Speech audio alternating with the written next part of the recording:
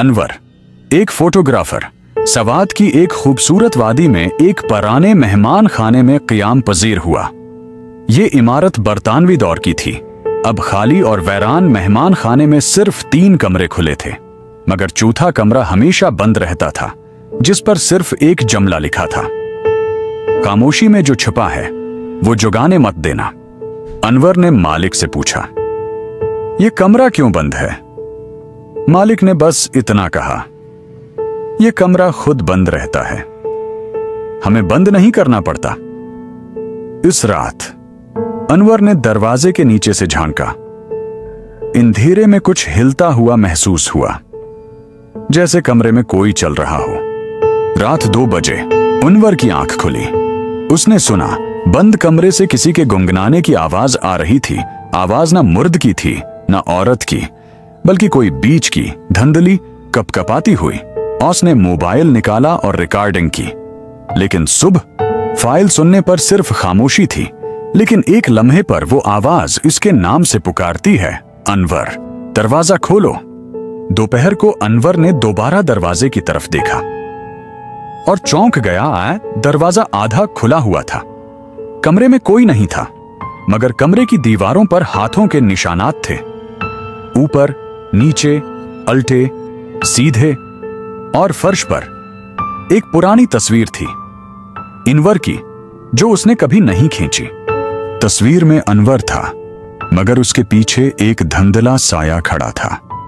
जब उसने तस्वीर को करीब से देखा, साया की आंखें उसकी तरफ देख रही थीं। आस रात अनवर ने ख्वाब देखा, वो बंद कमरे में कैद है और आवाज कहती है, अब तुम मेरे साथ हो, तुम्हारा अक्स मेरे पास है। अनवर ने फौरन सामान बांधा और मेहमान खाने से निकलने लगा, मगर दरवाजा नहीं खुल रहा था। मेज, खिड़कियां, हर चीज अपनी जगह से हल चुकी थी। फिर कमरे का दरवाजा खुद ब खुद खुला और अंदर से आवाज आई, वापसी नहीं होती जब खामोशी को आवाज दे दी जाए। अनवर ने बाहर निकलने की एक आखिरी कोशिश की, मगर हर राहदारी इसी कमरे में वापस आ जाती थी। उसने खुद को शीशे में देखा और शीशे में वही साया अब उसकी आंखों के पीछे था। अगली सुबह मालिक ने देखा, कमरा फिर से बंद था। अनवर का सामान अंदर था, मगर वो खुद गायब। अब हर नया मेहमान अगर रात देर तक जागे तो बंद कमरे से आवाज आती है। किसी ने आवाज दी और शीशे में अनवर की आंखें झांकती नजर आती हैं। खामोश कमरे में कुछ नहीं है जब तक आप उसे देखने की कोशिश न करें।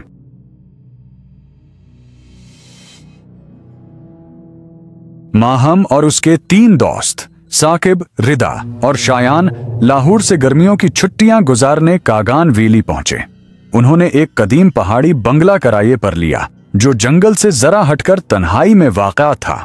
रास्ते में मकामी ड्राइवर ने बंगले का जिक्र सुनकर थोड़ा खामोश हो गया, फिर बोला, वो जगह मौसमों में कैद है, गर्मी आए तो कुछ और भी आता है। सब हंस दिए। माहम ने वीलॉग कैमरा ऑन किया और कहा, यहां सिर्फ हम 4 हैं, कोई मखलूक नहीं। वीलॉग, वाइब्स और वादी। पहला दिन धूप से भरा हुआ था। हवा में पुरस्कून सरदक थी। सबने बंगले की खिड़कियां खोलें, लान में बैठकर कहकाए लगाए, मगर अंदर के कमरे अजीब तौर पर ठंडे थे, जैसे उनमें धूप ही नहीं थी। कभी दाखिल नहीं हुई, शायान ने कमरे के कोने में पुराना कैलेंडर देखा। इस पर आखिरी तारीख जुलाई 3, 1998 की थी और नीचे हाथ से लिखा हुआ एक जुमला, अगर बाहर गर्मी है, अंदर सर्दी क्यों है। दूसरी रात माहम को नींद से एक अजीब सी सरसराहट ने जगाया। लान की तरफ खिड़की से देखा तो घास में जैसे कुछ रेंग रहा था। अगली सुबह उसने बाकी दोस्तों को बताया। साकब ने बात टाल दी, शायद लोमड़ी या न्योला होगा, मगर वो सब परेशान थे, खासकर जब लान में 4 जगह घास जैसे जली हुई नजर आई, बिल्कुल कदमों के निशान की शक्ल में। रिदा ने बंगले के निचले हिस्से में एक पुराना दरवाजा खोला, जो जंग आलूद था। अंदर एक नीम तारीख कमरा था। दीवारों पर बर्फ की परत जमी हुई थी, जैसे फ्रीजर हो। कमरे के बीच में एक कुर्सी और उसके नीचे एक पुराना रेडियो। रेडियो खुद ब खुद चल पड़ा। मौसम आज गर्म है, मगर जो वापस आया है वो सर्द है। रिदा ने रेडियो बंद किया और कमरा फौरन ठंडा होता गया। उसके होंठ नीले पड़ गए। माहम ने रात का वीलॉग एडिट करते वक्त एक मंजर देखा जो उसने फिल्माया नहीं था। कैमरे में बंगले के पीछे की खिड़की से एक लंबी गर्दन वाला साया झांक रहा था। जब उसने फ्रेम जूम किया तो साया की आंखें कैमरे की तरफ नहीं बल्कि उसे देख रही थीं। इस रात सबने एक ही कमरे में रहने का फैसला किया। कमरा बंद करके वो लाइट ऑफ करके लेट गए। आधी रात को फर्श से जैसे बर्फ की महक आने लगी। फिर खिड़की पर ठंडी सांसों के धब्बे नजर आने लगे और दीवार से एक हाथ बाहर निकला, बर्फ से ढका हुआ, जैसे किसी और मौसम का जिस्म अंदर आ रहा हो। साकिब ने निचले कमरे का दरवाजा तोड़ने की कोशिश की, लेकिन कमरा अंदर से जम चुका था। अंदर दीवार पर एक तहरीर थी। जिन्होंने उसे जगाया वो बाहर नहीं जा सकते मौसम बदलने तक। तुम भी कैद हो। उन सब के सांस अब धुंध में बदल चुके थे, जैसे वो धीरे धीरे किसी और मौसम के बाशिंदे बन रहे हों। माहम का आखिरी वीलॉग। बस एक मनजमद वीडियो क्लिप है। बस मंजर में सिर्फ एक जमला बार बार गूंजता है। ये गर्मी नहीं, ये उसकी वापसी है। वीडियो के आखिर में माहम, रदा, शायान और साकिब सब एक खाली खिड़की में खड़े नजर आते हैं, हिंसते हुए, मगर आंखों में जिंदगी नहीं।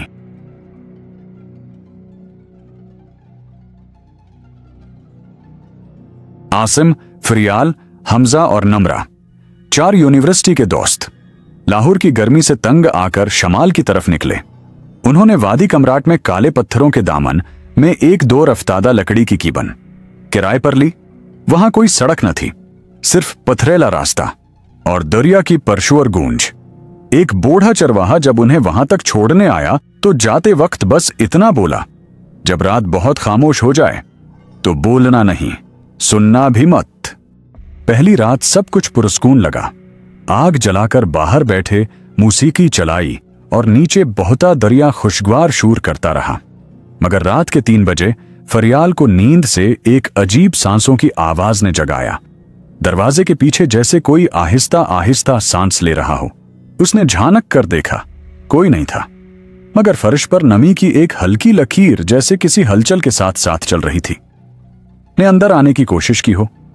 अगली सुबह सबने उसे हंसी में टाल दिया, मगर फरियाल के अल्फाज डरे हुए थे। किसी ने कीबन के अंदर आकर बस सांसें ली हैं, जैसे कुछ ढूंढ रहा हो।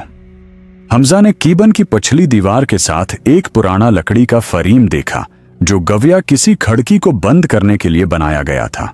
जब उसने उसे खोला तो पीछे एक छोटा सा बंद कमरा था, मुकम्मल तारीकी में। अंदर एक कुर्सी, एक कंबल और एक नोटबुक रखी थी। नोटबुक के अंदर हाथ से लिखा था, जब गर्मी यहां पहुंचती है वो चीजें जागती हैं जो सालों से सांस नहीं लेते। मत बोलना, मत देखना, मत याद रखना। उसी सफ़े के किनारे पर कुछ धंधले अल्फाज थे, सांसें वहां भी चलती हैं जहां जिस्म नहीं होते। अगली शाम सब दरिया के किनारे टहलने गए। नम्रा ने दरिया के पास एक छोटे बच्चे की सीटी की आवाज सुनी। जब उसने झाड़ियों के पीछे झांका तो एक छोटा वजूद नजर आया जिसका चेहरा धुंध से ढका था। वो रेंगता हुआ दरिया की तरफ गया और पानी में बगैर आवाज के गायब हो गया।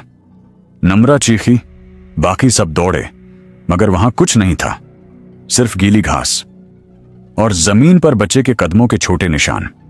इसी रात दरिया के किनारे मौजूद पत्थरों पर उंगली से किसी ने कुछ लिखा, हम सिर्फ गर्मियों में जागते हैं और अब तुम आ चुके हो। केबिन के अंदर अब अक्सर दर्जा हरारत अचानक बदलने लगा, कभी बहुत गर्म, कभी अख ठंडा। फर्श से धुंध उठती, दीवारों से सांसों की नमी टपकती। फरियाल ने ख्वाब में देखा कि वो तन्हा दरिया के अंदर चल रही है और हर कदम पर सांसें सुनाई देती हैं, मगर किसी का जिस्म नहीं। जागने पर उसका तकिया गीला था और नाक से हल्की सी मिट्टी की खुशबू आ रही थी। आसिम ने अगली सुबह करीबी गांव जाकर एक बुजुर्ग से इस वादी के बारे में पूछा। बूढ़ा शख्स बहुत देर तक खामोश रहा, फिर कहा, ये वादी वक्त के किसी ऐसे लम्हे में कैद है जो कभी आगे नहीं बढ़ता। यहाँ मौसम आते हैं मगर कुछ भी नहीं बदलता, और जो बदलता है वो इंसान नहीं रहता। उन्होंने बताया कि बहुत साल पहले एक कबीला यहाँ आकर बसा था जो गर्मियों में मखसूस सांस लेने की तकनीक से खुद को जिंदा रखता था और वक्त के बाहर जीता था। कहा जाता है वो कभी मुकम्मल मरे नहीं, वो बस सांस रोके बैठे हैं किसी अगले मौसम के इंतजार में। सबने फौरन वापस जाने का फैसला किया। सामान समेटा, बाहर निकले, मगर रास्ता अब वैसा नहीं था। रास्ते में वही बूढ़ा चरवाहा दोबारा मिला, मगर उसकी आंखें सफेद हो चुकी थीं। उसने हाथ उठाकर इशारा किया, सांस मत लो, वो तुम्हें तलाश कर रहे हैं, तुम में से एक उनका है। आसिम ने पीछे देखा। फरियाल की आंखें धिन से ढक चुकी थीं और वो बगैर पलक झपकाए उन्हें देख रही थी। वापसी मुमकिन न थी। वो कीबन में वापस आए। सब चुप थे, सांस रोक कर बैठे थे। आखिरी रात हर खिड़की से एक चेहरा झांक रहा था, बगैर आंखों के, सिर्फ सांसों की आवाज। नम्रा ने कीबन के वसत में खड़े होकर चीखा, हमें जाने दो, हमने कुछ नहीं किया। और जवाब आया 4 मुख्तलिफ आवाजों में, जैसे 4 अलग समतों से, तुम आए हो तो अब तुम जा नहीं सकते, तुम में से एक हमारी सांस ले चुका है। अगली सुबह केबन खाली मिला। फर्श पर 4 गीले कदमों के निशान थे जो दरिया की तरफ जाते थे और वहां खत्म हो जाते थे। पहाड़ों में अब भी हर गर्मी में एक सांस गूंजती है, ऐसी सांस जो किसी इंसान की नहीं,